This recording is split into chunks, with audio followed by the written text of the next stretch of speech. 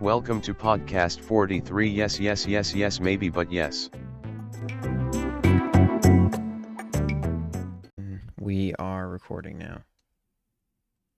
Hey, what's going on, fellas? We're back. This time it's just me and Fulton. Back to the OG crew, Back to as the some might regular. refer to us as. That's right. The original gang. It's like the it's like we're- XFX executive producers.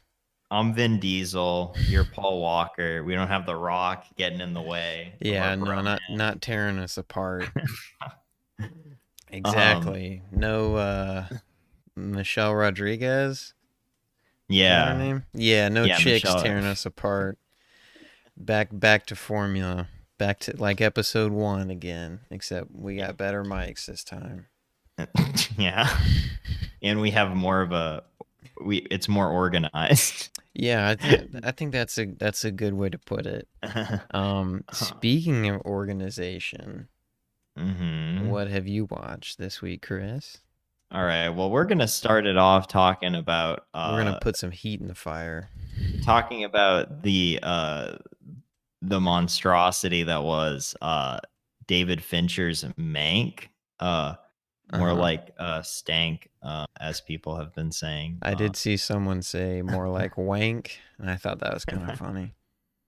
I missed that scene. Just to clarify, Chris hates this film more than I do. But I'm super excited to hear what you have to say.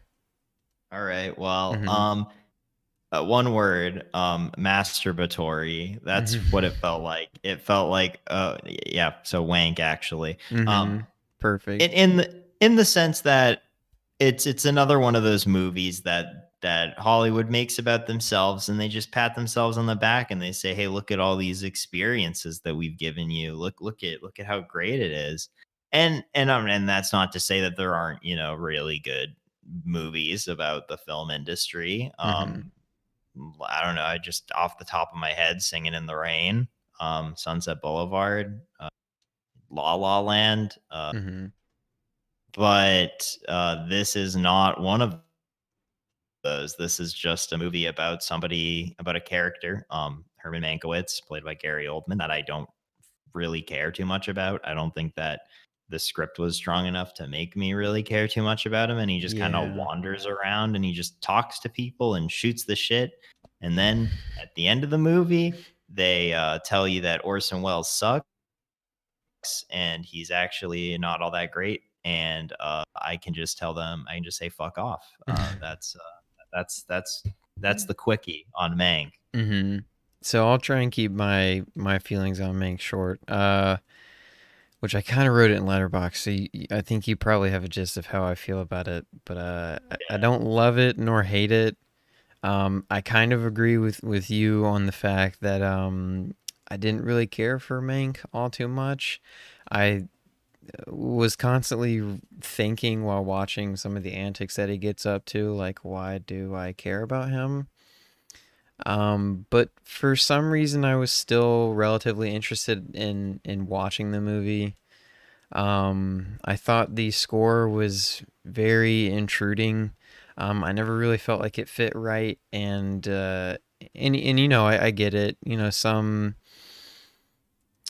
I think some scores, add to a movie when they're kind of in the background and they just kind of help build the scene. For some reason, I never got that feeling with the score. I always felt like it kind of stood out a little bit. And the reason I kind of say that is because I felt like every scene, it's happened in countless movies, but I guess like the first example that comes to mind is,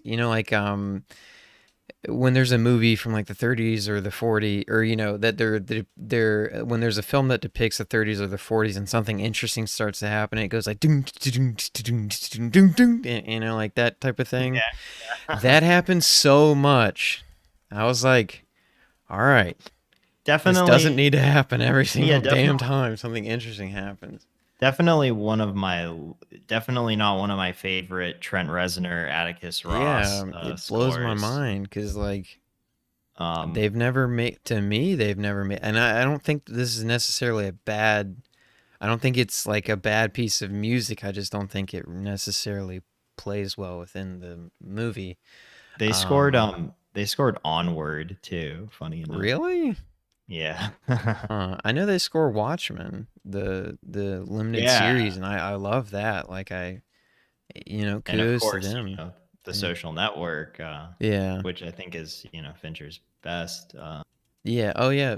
It didn't really feel like a David Fincher movie to me either, but Well, because it's his dad's project that he wanted to yeah. make. And yeah, that's cool. I mean, Mhm. like, I respect him for doing that to honor his father. Mhm. I don't know if his father's dead or not, but I think he did pass away. I think he was like uh, 77 or something when he passed away. I just don't remember the year.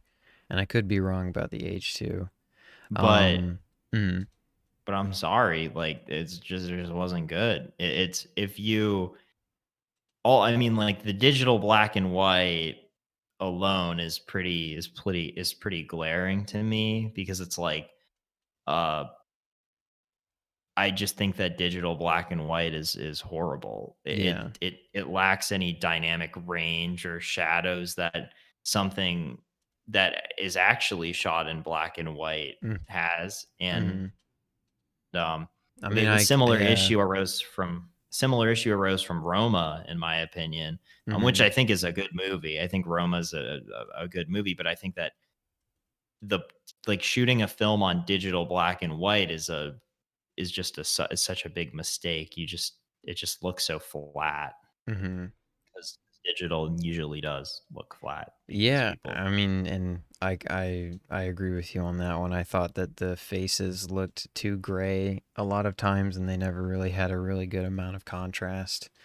But I didn't mind the shot composition. It was just how the black and white. Yeah, I I didn't mean, think that there was. well, Fincher's a good director. I mean, Yeah, a competent director.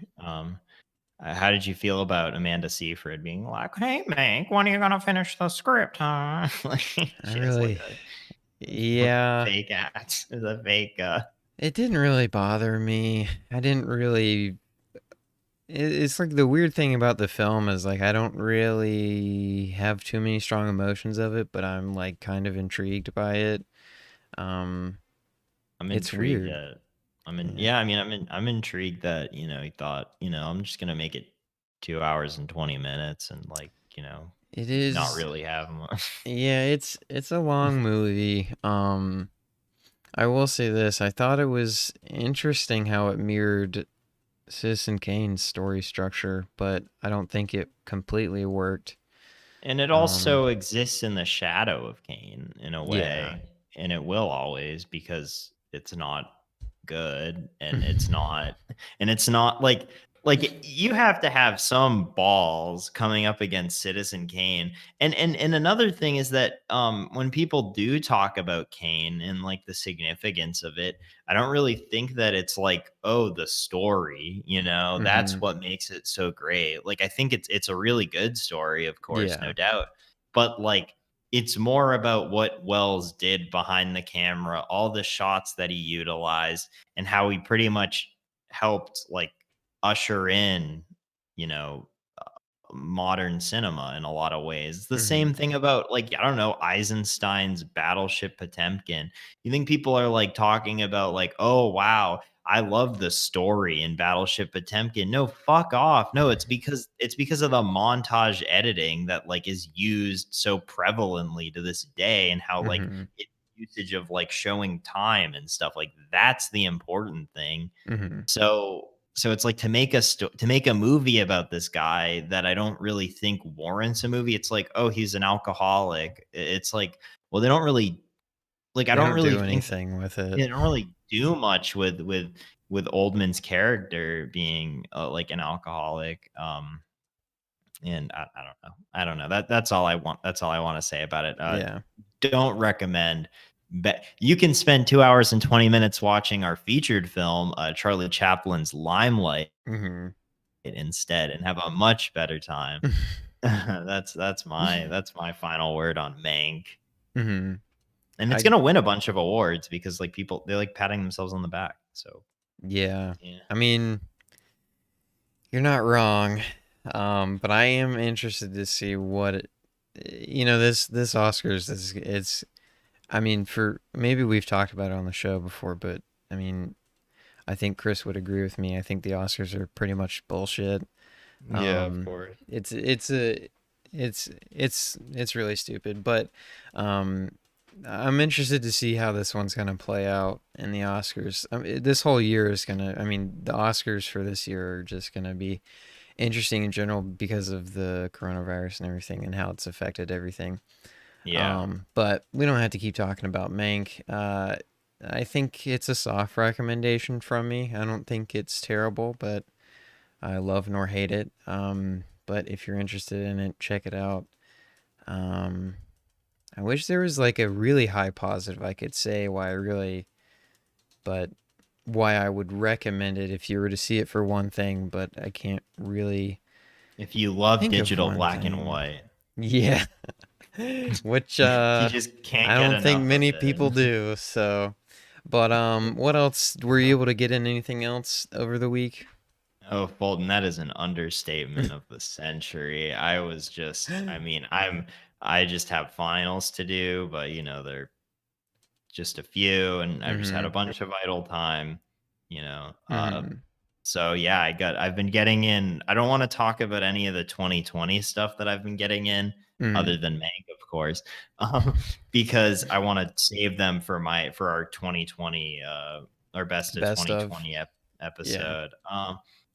Uh, but I did watch stuff that was non 2020. I'm going to start off with MVP2, Most Vertical Primate from 2001. A terrific film that asks the question, uh, what if a monkey could skateboard? And Mhm. Which is what and he, the American public was dying to get at the bottom of. Or they not the were, they American were. public, but the global The global audience. consensus was asking. They do, in fact, and it's Good. awesome and it's adorable, and just, I mean, I love these movies just because you get to watch monkeys do monkey shit or other Mhm. primates and stuff, and if you like that, then this one's a good one. Not a lot of humans in the movie, mostly monkeys. The Mhm. monkey tries to make pancakes. That one scene, that was a fun one. My friend Andy has now bought the poster. It is coming in the mail on Amazon, so he will be hanging that up. I will probably be posting a picture of the framed picture in his Good. house To the for the social yeah. media platform or for Podcast 43's Instagram. So, Mhm. um, but shifting gears, I want to talk about Catherine Breillat's or Breillat, I think, is Mhm. Fat Girl from 2001, the Okay, French yeah.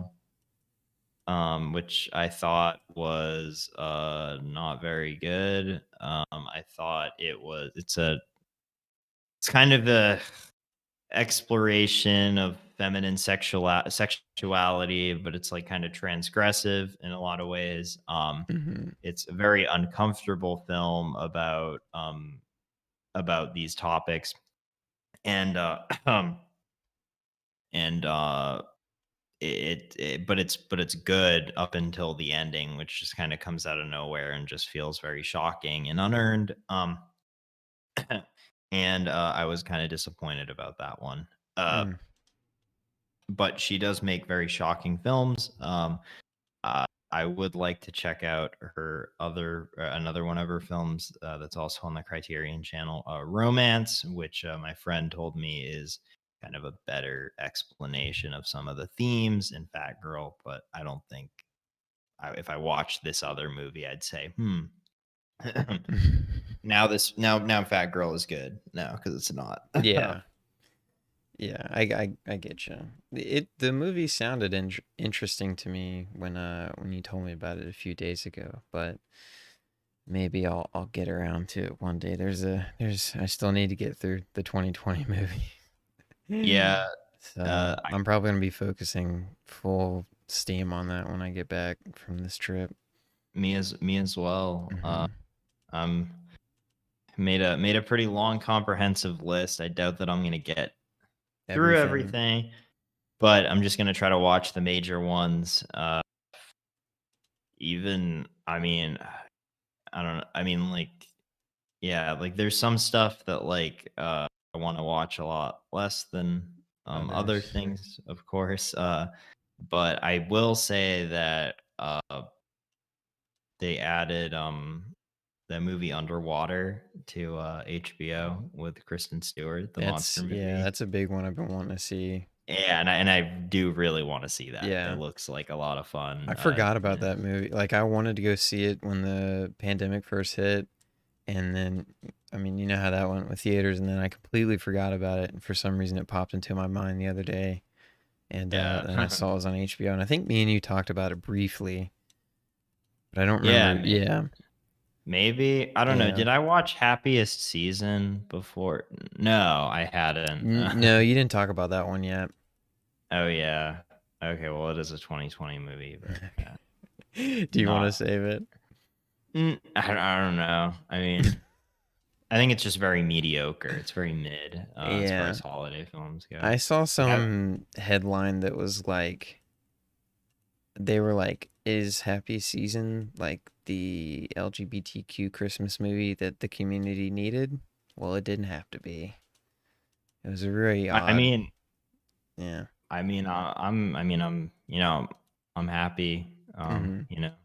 That there's LGBT Yeah, Christmas it's good. movies out there, and it's definitely important in that regard. But I just Hmm. thought that they felt really bad for Kristen Stewart throughout most of the movie. I thought Mackenzie Hmm. Davis's character was quite manipulative to her, and I was Oh, like, that damn, sucks. you deserve Yeah, better. You deserve to it be with makes Aubrey sense. Plaza.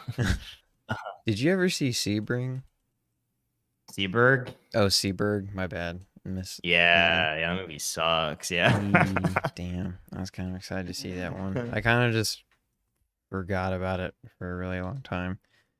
uh, Same thing with Underwater. But were there any yeah, other she needs to pick better movie. Do you want to talk about anything? I I've been incredibly busy, so I was able to get in Mank in this movie, and watched the Muppets Christmas Carol for the first time.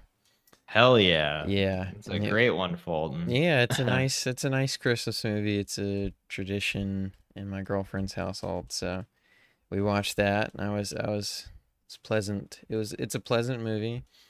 Love me some Michael Caine. And then the other movie I got in was Spider-Man, Sam Raimi's Spider-Man. always, Uh, always a delight. yeah, I mean I couldn't agree more. Like I found a Blu-ray or 4K collection of it's called the Legacy Collection, but they have like the original trilogy and then Amazing Spider-Man 1 and 2, and they're all on 4K, and then it includes like all the different, like Spider-Man Yeah, 2.1 and editor's cut of the third movie. But not to dwell too much on that, I got that and I was pretty excited, so I was like, I'll rewatch through them in 4K. And yeah, I mean, I grew up watching these films. They've been favorites of mine. I've always really loved, and had a sweetheart for Sam Raimi. And this one still holds up. For a while in my earlier teenage years, for some reason I always kind of would watch Spider-Man 2 and then go to 3. I'd kind of jump over 1 just because I felt like I had seen it so many times. yeah. Rewatching it again, I feel like that was kind of a mistake. I feel like I didn't appreciate it for a while, but I always loved it. I just didn't really ever want to rewatch it. Well, Um, I mean, what's not to love? You got Willem Defoe Dafoe. hamming it Uh, up like crazy. yeah, with that was making great faces, and Hmm. I don't know, just with the Power Ranger Green Goblin suit, which is Yeah. just ridiculous stuff.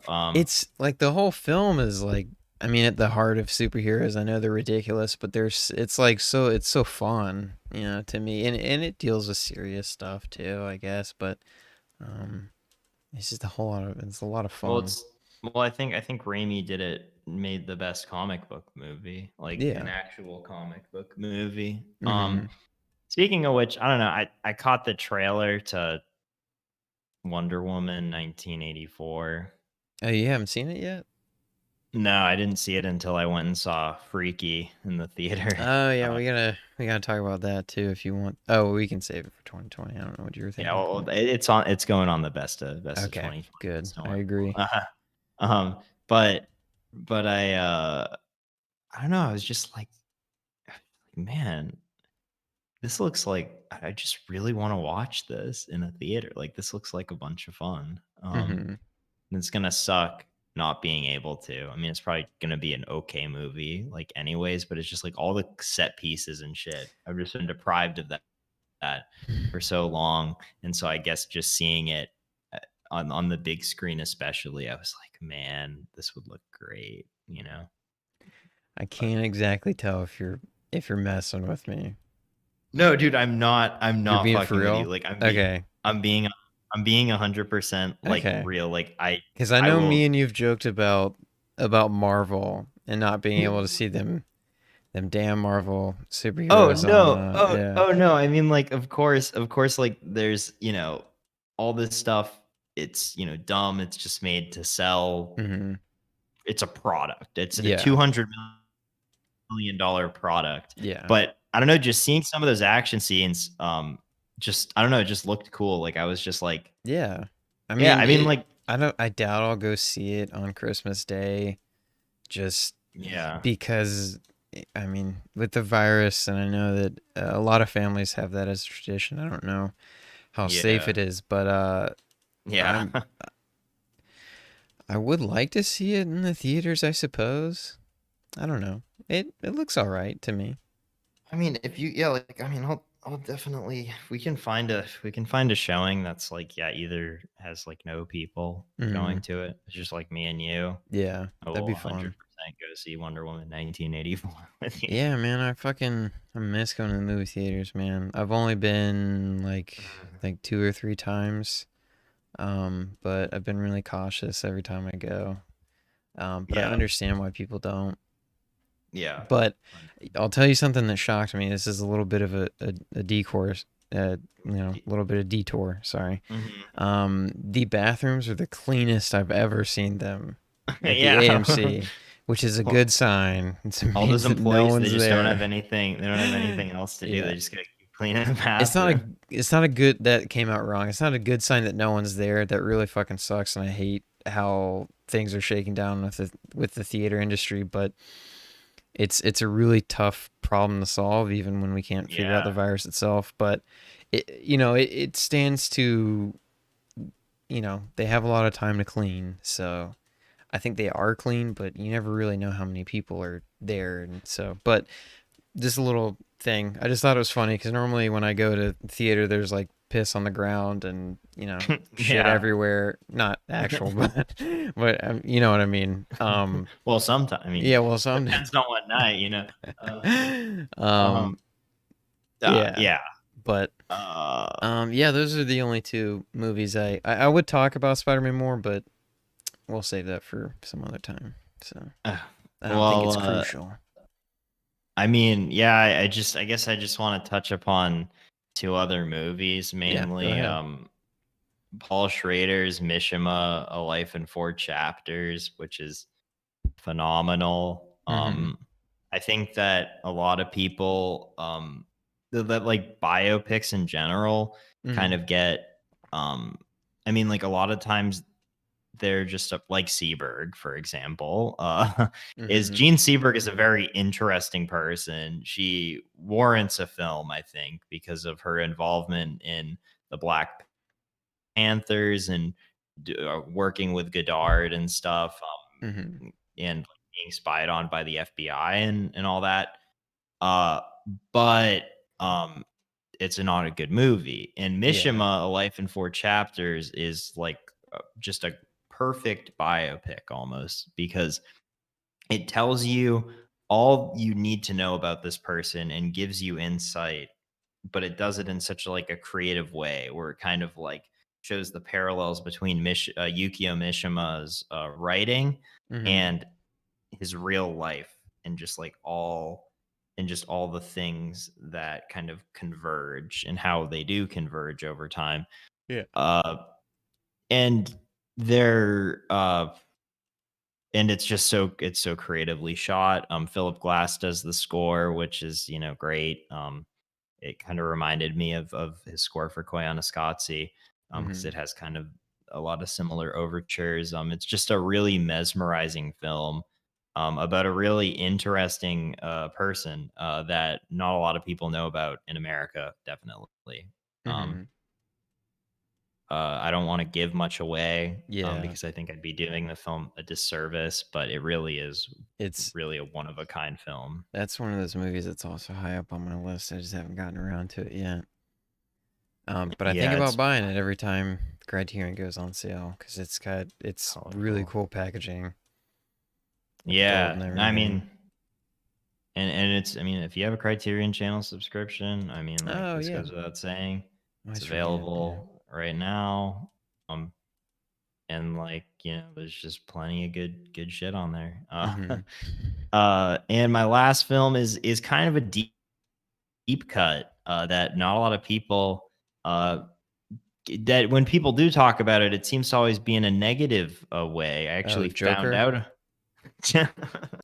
Oh, my bad. Sorry. Sorry, Oops. Freudian slip. Yeah. Um, well, I actually found out about this movie because as a young adolescent, I would read. I had a Roger Ebert book called "Your Movie Sucks," which was a collection of his negative film reviews, and Mm-hmm. it was it's Reindeer Games. John Frankenheimer's final film from 2000, with Ben Affleck and Charlize Theron Mm-hmm. and Gary Sinise and Danny Trejo and Isaac Hayes. So first of all, Danny Trejo's in the movie. Good. That's I'm always I'm a always on bonus. board. I'm I'm I'm I'm probably Danny Trejo's biggest fan. Love the guy.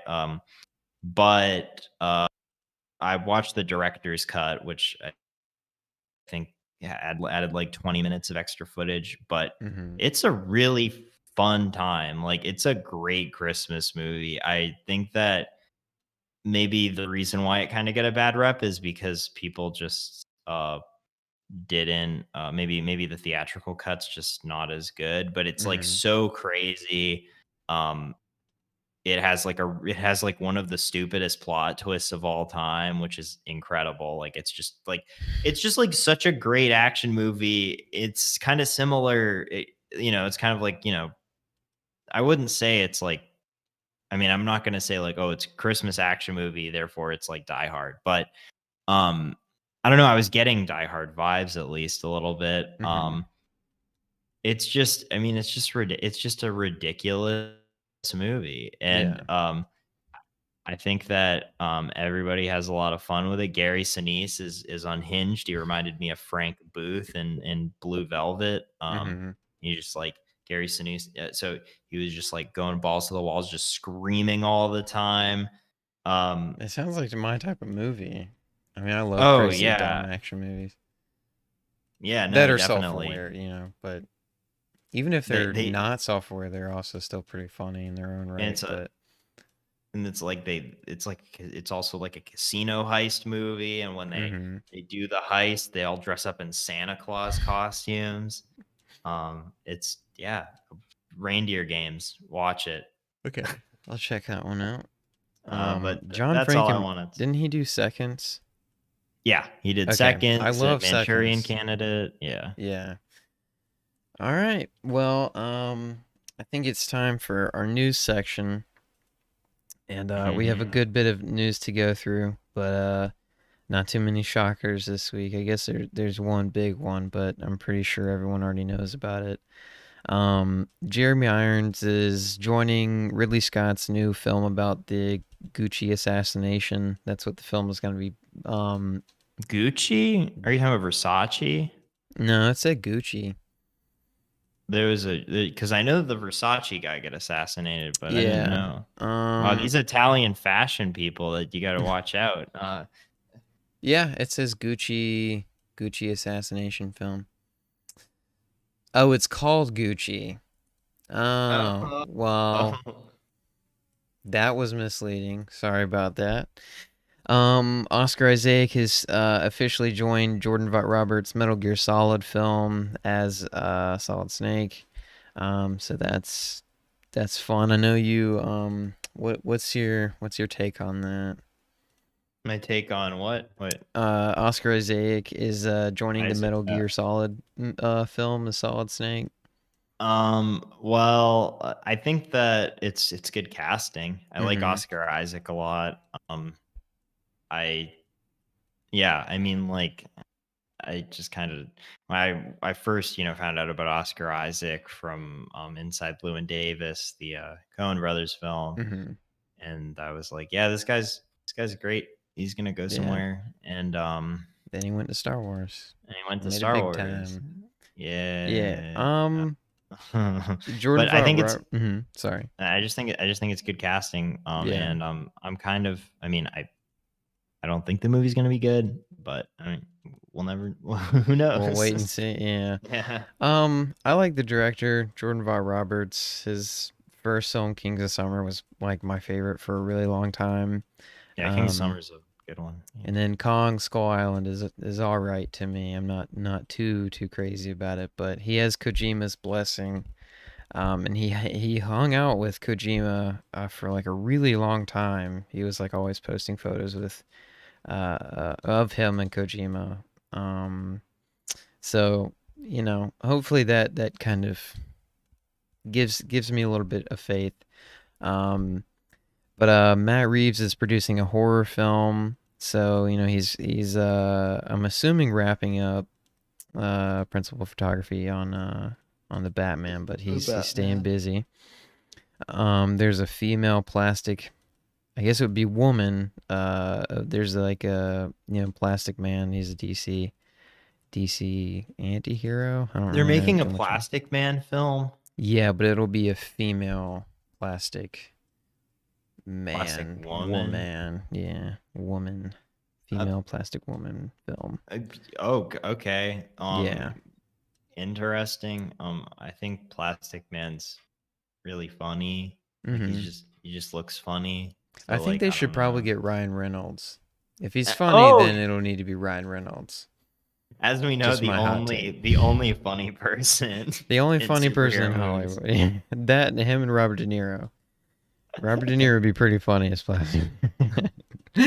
um, the thing I said that most people probably already know about is Warner Brothers' entire 2021 slate will be launched on HBO Max simultaneously with the theatrical release. But the films will only be up for 1 month, which kind of gives you enough time to watch it on HBO Max. So that's a big thing. It's Dune, Suicide Squad, Kong versus Godzilla, Matrix Apparently, they're making a 4. Mortal Kombat movie. I didn't even know. Oh yeah, Yeah. the Mortal Kombat movie. Yeah, I totally forgot about that one. The Amazon Lord of the Rings show has officially released their casting. It seems to. I didn't really recognize any of the names, so that project is still moving forward. I feel like I haven't heard anything about it in a really long time. But Oh we. boy. Hmm. Said oh boy. Yeah, it's they're spending like $1 billion on it, so they're banking on it hard. I We'll see. yeah. So yeah, like just on the HBO thing. Mm, Like yeah, it sucks. yeah, I don't know I don't know how to if feel about it. this is like Pandora's box. I feel like it's like I know that they're like we're only going to do it for 2021 because because of COVID, but like Yeah, I feel like once you do that, you really can't go back. no, I don't remember who I was talking to. Maybe me and you were talking, but I think the damage is done. Yeah. It's kind of Well, irreversible. when they released An American Pickle on HBO Max, that was like really the That nail was in the the breaking. Yeah, that coffin. was the breaking straw. I think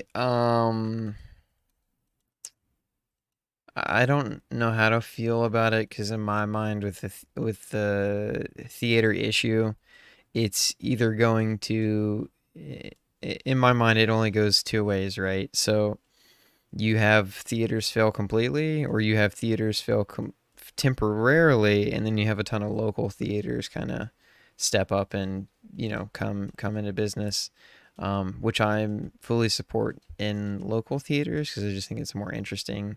I think Um, local theaters, I don't think are local theaters or like independent cinemas. I mhm. don't think are in as big of yeah in like as big of a pickle. No pun intended. Yeah.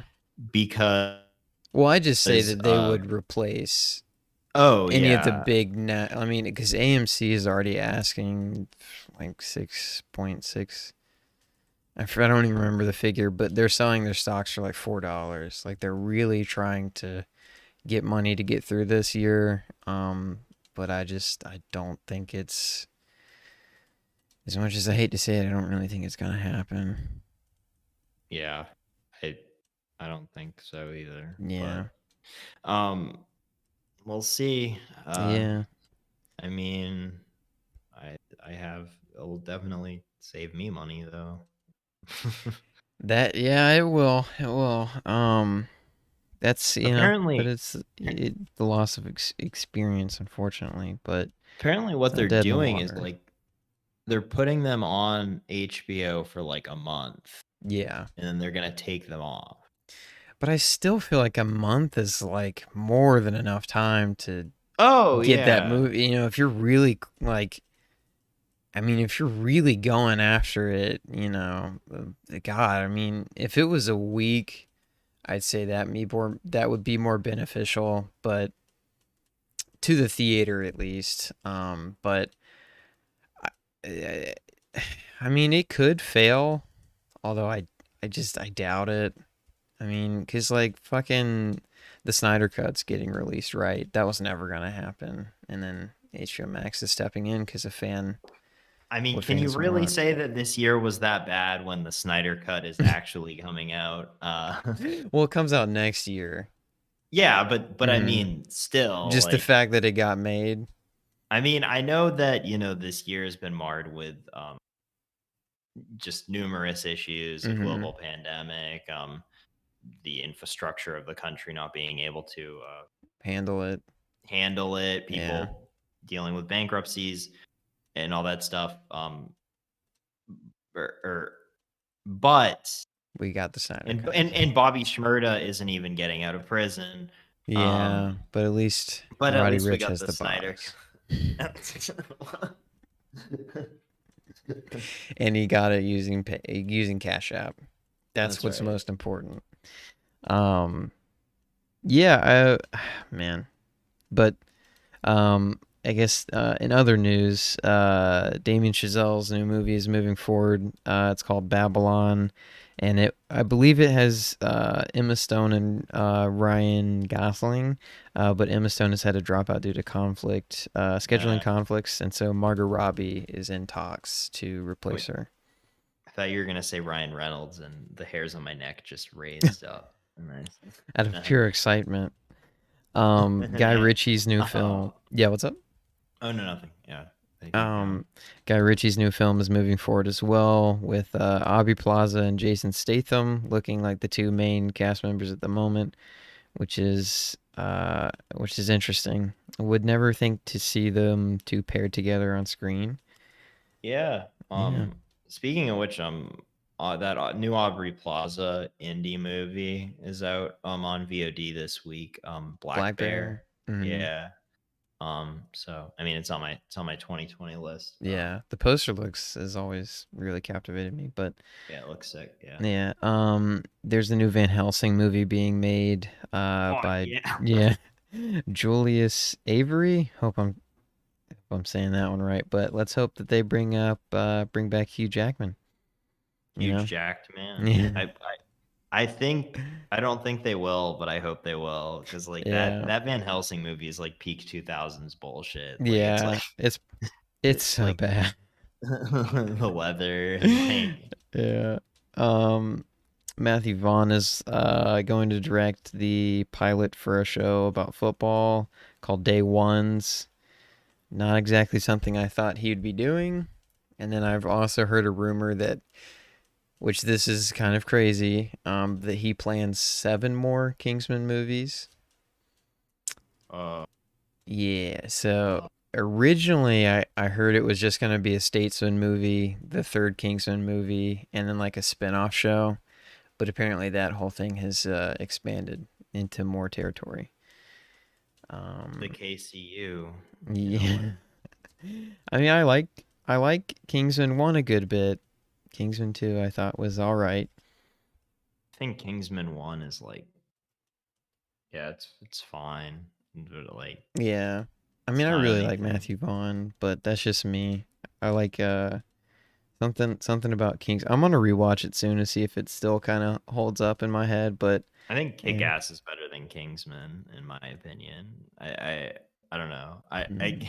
I'm gonna Kick rewatch both of them Ass, like pretty soon. because Kick Ass has Cage in it. Um, Yeah, and that Chloe is Grace true. Moretz, just she's really funny in Kick Ass. Yeah. I do love Kick Ass. That's always one of the that for some reason I watched that one when I was a kid and I Huh. loved it and then I read the comics and everything. Um but we also have some other good news. Peter Dinklage is going to be the new Toxic Avenger. Wait, really? Yeah, he's been cast as the new Toxic Avenger. Sweet. Yeah, so for people who might know, we did a special live stream where we did commentary on the Toxic Avenger, so this is fun for us. Yeah. We'll probably cover it on the show whenever it comes out. Oh, definitely. Mm-hmm. Um, yeah, Toxic Avenger is a weird one because Yeah, for it was sure. yeah, the movie is very strange.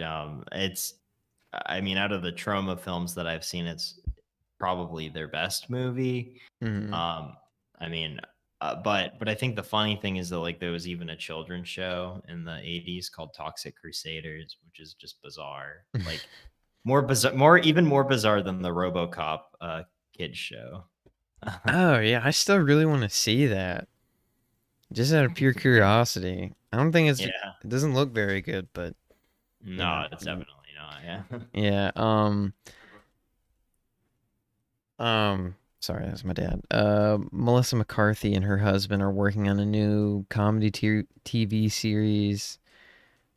Just thought I'd throw that one in there. And then Queen Latifah is working on a new Netflix thriller called End of the Road. Cool. Yeah. So that's the news we got this week. That's the news. Yeah. It's All right. another interesting hodgepodge of weird things going on. We're back from our ad break. And our feature film is Limelight, directed by Charlie Chaplin. Was it 1952 that this movie came out? Yeah, 52. Okay, yeah, 1952. And You mhm. yeah, you introduce it, Paul, and it was your pick. Yeah, so this is my pick. It's been one that I've wanted to watch for a really long time. I thought the concept was always really cool. It's about a comedian. He was a clown, but he was a comedian. Yeah, In vaudeville. in the limelight of his career. And he well, he lives in this apartment place complex. I guess I don't really know what you would call it if they called them apartment complexes back in the Yeah, I think it early was 1900s. like Yeah. Brownstone. Yeah, a Brownstone Yeah. apartment complex. Yeah. And he comes across this girl and she's trying to kill herself and she's a ballerina and it's mainly about their interactions and how they influence each other throughout the film. Um and in podcast 43 tradition, I'll ask you what you thought about the film. So how did you like it, bud? I love this movie. I thought it Mm-hmm. was really good.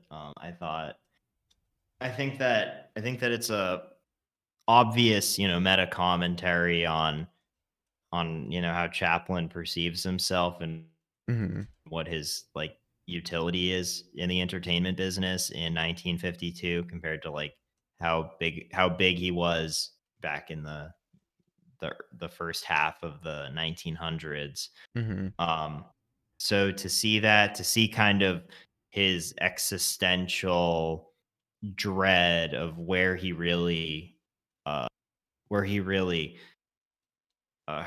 like where he really should be, or like what's his purpose now, in an art, like projected in a film, Mm-hmm. uh turning that into a piece of art, I think is really cool. Mm-hmm. And yeah, Yeah, I can't. whatever. I couldn't agree more. I like. I'm trying to think of. I thought the acting all around was really good. Ooh, sorry. Um, I'm trying not to talk about a spoiler because there is something that I really want to talk about near the end that I think is really special and it's really quite charming. But I do like all the dream sequences that happen in like because the film feels kind of split up into two parts. Um, to me, between there's a time jump that's 6 months later. And You're so. talking about the stuff like his performances on vaudeville and stuff, like Mhm. his or like yeah. I thought those were really nicely done. And again, I think he's using everything that he learned, uh, when he was making silent pictures, and he's very good at telling a story visually, which makes sense, because he had to deal with not having dialogue to kind of tell bits and pieces of the story that would complete the picture. And what kind of surprised me is I thought like it was really well written. In terms of the Yeah. dialogue too, like Charlie Chaplin, his character is very witty, Mhm. which I would figure that he's a funny guy, but he's just as talented speaking comedically as he is with his body language and how he carries his body during his comedic, little bits and stuff like that. Yeah, There. so much wit and Mm-hmm. just a lot of good, like, I don't know, even philosophical musings that I picked Mm-hmm. up on, because like a lot of it is kind of about, yeah, these two people that become kind of unlikely friends through their connection of both being in the entertainment business. Chaplin's character, Calvero, and Mm-hmm. also Terry, Mm-hmm. uh played by Claire Bloom. Um, and just kind of like at the beginning, how Terry is very suicidal, Mm-hmm. and like doesn't feels like her life doesn't have any purpose, and just kind of like um Calvero kind of talks her out of that, because he tells her, like, what life is really about, and like Mm-hmm. why living is worth it and Mm-hmm. stuff, that I thought was really beautiful. Mm-hmm. um but on top of that, uh if it isn't obvious enough, there's also great little nods to Chaplin, or nods to Chaplin's tramp character Mm-hmm. throughout this film. Like, one that I noticed was that in his apartment there's a framed picture of him, uh and he's doing like the tramp pose with like the cane, kind of leaning on the cane, Yeah. with a hat. In a lot of his comedy performances, he's dressed up as the tramp too, Yeah, as well. And then I think there's a line in there somewhere where he's like, "Oh, that's just the tramp in me," which I yeah, thought yeah, was pretty yeah. sweet. Yeah, I thought it was very, very nice. But even his like physical appearance, like there's this one scene that I noticed at the beginning where he kind of waves to his landlady, and the Hmm. way that he waves and the kind of like smirk that he gives, Yeah. it reminded me of just the tramp's mannerisms in Hmm. something like in like City Lights and stuff. Hmm. But I guess I should preface like the only silent Chaplin films I've seen are Gold Rush, and I don't remember which version of the Gold Rush we watched in our film studies class, but I've seen We watched the silent one. We didn't the watch silent one. the recut one. Okay, so we watched the silent one, Modern City, Modern Times. Modern Times. I'm so sorry. Yeah. Modern Times, and then I've seen The Great Dictator as well. Haven't you seen The Kid? Or we watched The Kid as Oh well. yeah, I forgot about The Yeah. Kid. I wasn't Yeah. too crazy about The Kid. I think out of the ones from the ones that we watch in film studies, Modern Times is my favorite. I think, yeah, I'd say Modern Times is probably my favorite Chaplin.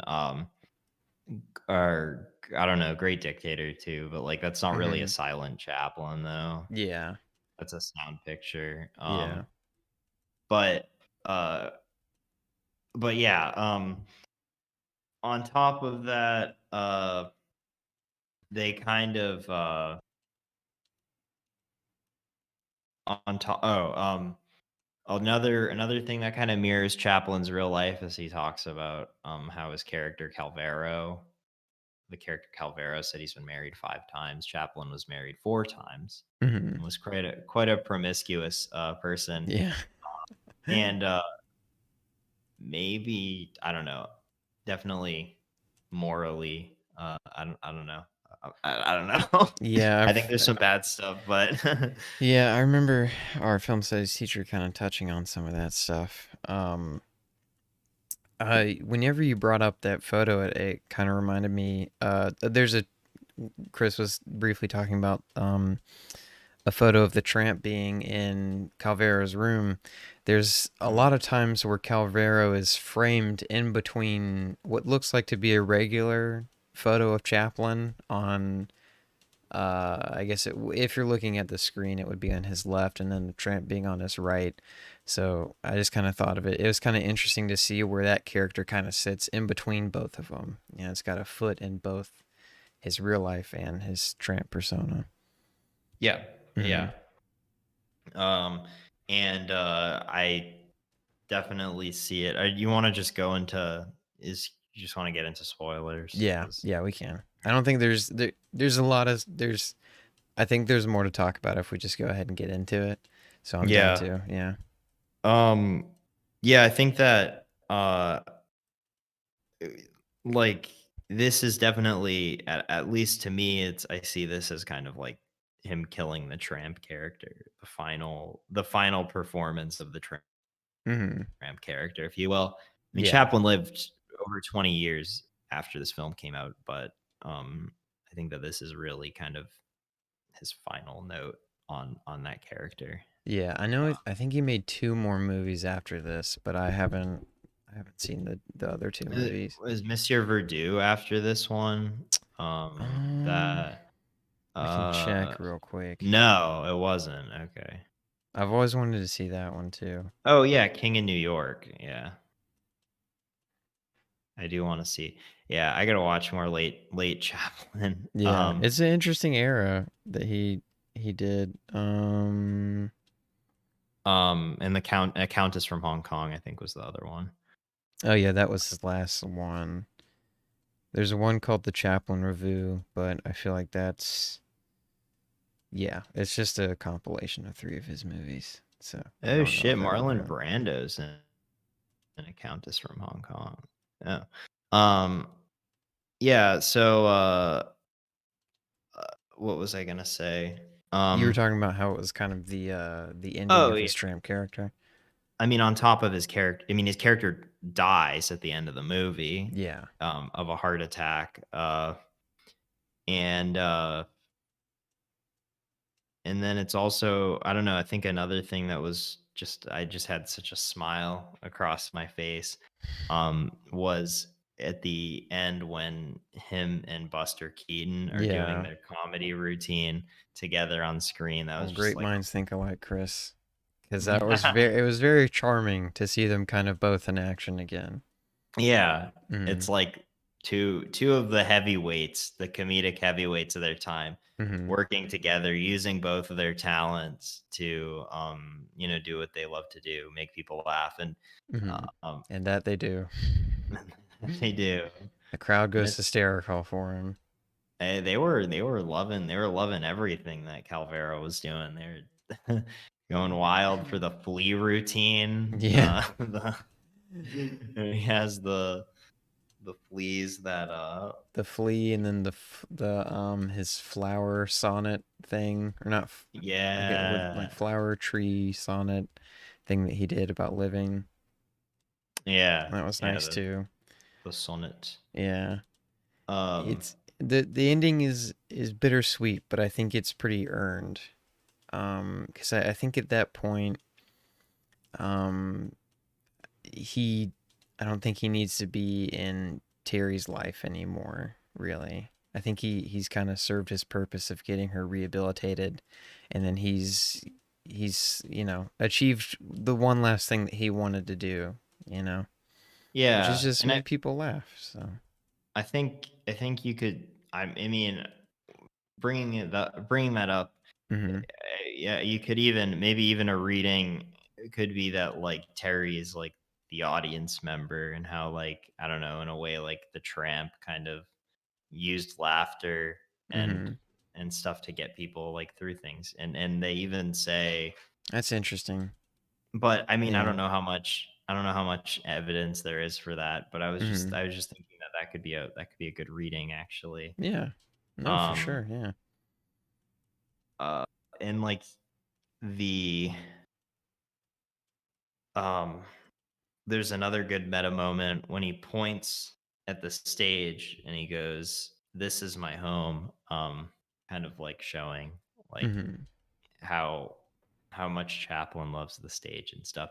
Mhm. Um, but um, yeah, I think it was shot lovely. Mhm. It's like it's nearly it's 2 hours and 20 minutes about, but everything feels warranted. It doesn't go on too long. It's perfectly paced, Mhm. and Yeah, I agree. I think Normally, I think I've probably voiced this on the podcast before. I get really tired around the 30-minute mark, and I was pretty intrigued with this one. Same with Mank, actually. I didn't. Oh wait, did I? wait, the 30-minute mark. Yeah, dude, I get ridiculously tired around the 30-minute mark of like every movie I watch. Have Damn. I told you about that? I haven't told you about No, that? no, Oh, you dude, never it's told me about crazy. it. My body has crazy timing. Like whenever my eyes get really tired, I'll hit pause and it'll be like, oh, 27 minutes. Like, damn, I got crazy time with this shit. Um, Bro. I know it sucks, dude. It never used to happen with me. I don't know why it happens now, but with Mank, I think it happened, but I just don't remember sleeping. I think I had to go help my dad out with something, and that was why I didn't. Mm, I got like re-woken up. Even if I like love a movie, like around the 30-minute mark, I just get like ridiculously tired. But I that's think I get too comfy, and that's my downfall. So yeah. You gotta gotta be not be. perked up. Yeah, when I lie down and watch a movie, like that could be depending on how late it is. It's just like Yeah, even if I'm engaged, it's just like man, that's bad news. yeah, it Uh, sucks trying to work on it, but we'll see. uh, Yeah, and but so good news, I didn't do that with this movie, so there's yeah, that. yeah, right on. Mm-hmm. um, but that like I really do wonder, yeah, if people. I think that this movie. I remember reading that this movie was kind of controversial at the Mm-hmm. time because Chaplin was kind of blacklisted, Yeah. you know. Mm-hmm. So it was kind of hard to get released here because they didn't want those dirty commies in this country thanks to Have you the Red Scare. have you seen Chaplin, the Robert Downey Jr. where he plays Charlie Chaplin? uh I have actually not seen it. Okay. I watched it a really long time ago. It's like at least 2 or 3 years back. But for some Yeah. reason, when you said him being blacklisted, I didn't know that till I watched that movie, Yeah, it was which is bad. insane, man. It's Yeah. it's crazy. Yeah, it's just like so messed up. I mean, like Yeah. they did it to a lot of people, obviously, but Mhm. but especially him. He like just up and left the country, went back to, or he died in Switzerland, I believe. He was British. Um, Mhm. but yeah, I don't know what else to say. Yeah, I don't have too much other to say, but other than like it's a good recommendation. I'd say check this one Yeah, out. please check it Yeah. out. Check out I think if you haven't seen any of his movies, check out some silent films that yeah, he's check done it out. first. Check out the silent films first because I Yeah. think it will kind of make it Better. better, more emotional, Mhm. um, and it will like resonate more. I would recommend for like to starting with the silent films, I'd probably recommend either Modern Times That's my recommendation. or City Lights, maybe. I don't know. City Lights is Gold Rush is also really good, but like Gold Rush, like don't watch the one that he re-edited in the 40s with sound. That's a funny Chaplin anecdote is that like why did he he continue, sorry. he's just like, as a silent star, he was like so against sound for a while. Like, Mhm. Modern Times came out in 36. And Mhm. it was a silent film for the most part. I mean, there's that singing bit at the end, but most of the movie is a silent film. And he was like, all right, so I'm gonna do the sound thing now. I'm going to recut the Gold Rush with a voiceover narration and stuff, and I'm gonna try to get rid of all the copies of the silent one. Huh. Luckily, they were able to recover them, and they did the new restoration, and it looks Yeah. really good. But yeah, no, the voiceover sucks that Chaplin did. I'm sorry, buddy. Yeah. You're really talented. You're an icon in a Mhm. lot of ways. But no, like, Yeah, that's all. Did he say that talking photos were going to be the death of cinema? yep. Or am I thinking? Okay, He so said that is talkies him. were going to be the death of cinema.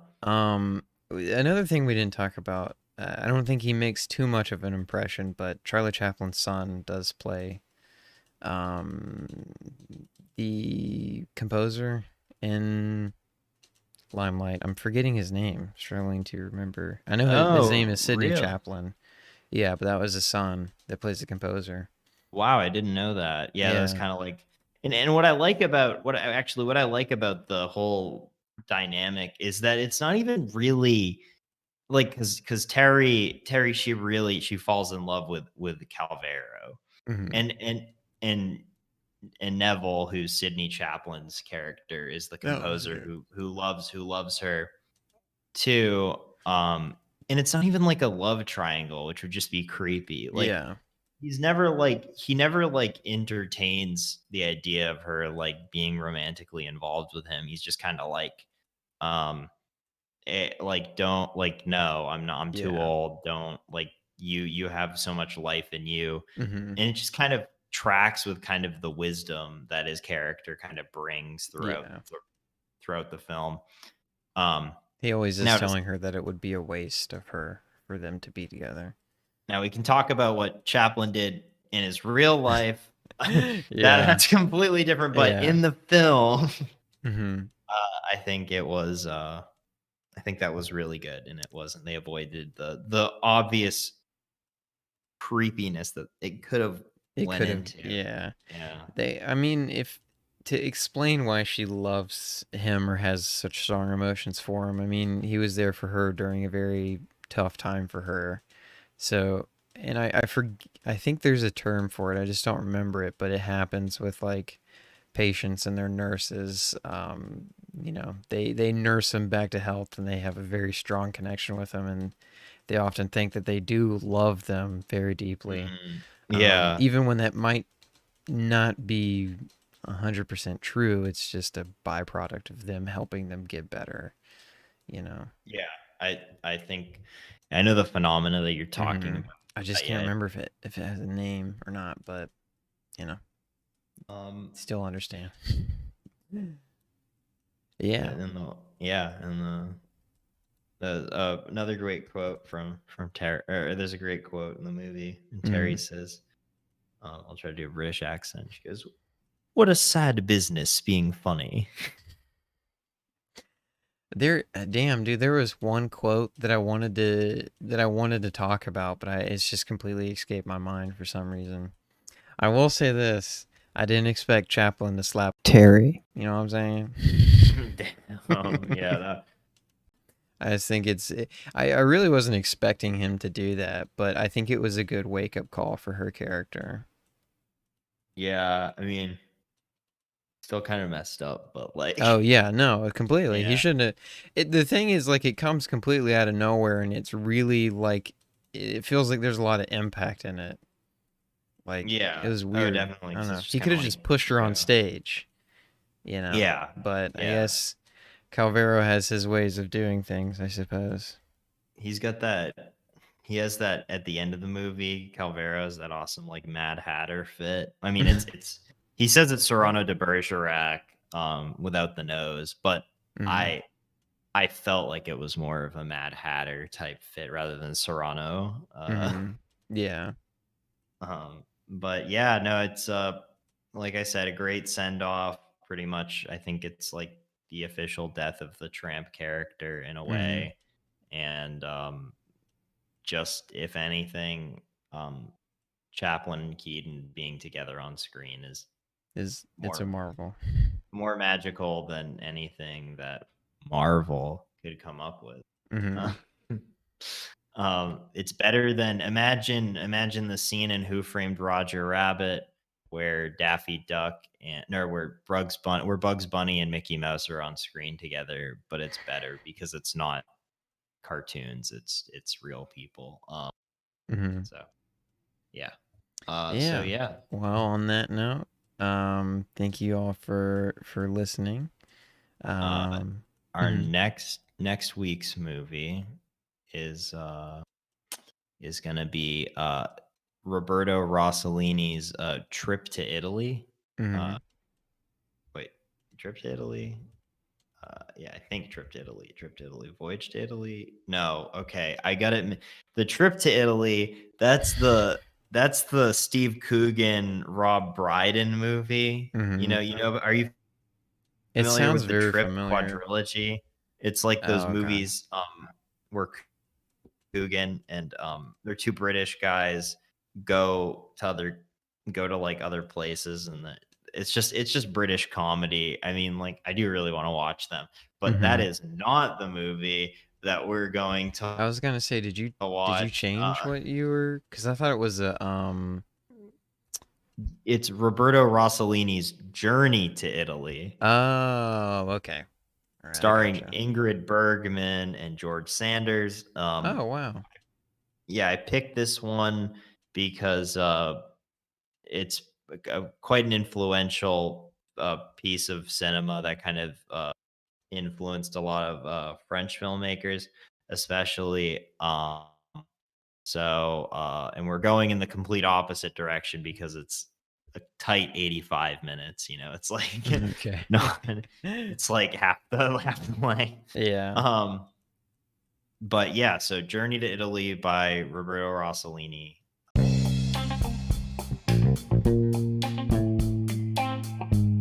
is next week's film. So y'all have a good rest of your week. Stay wavy. And stay safe. All right. Goodbye.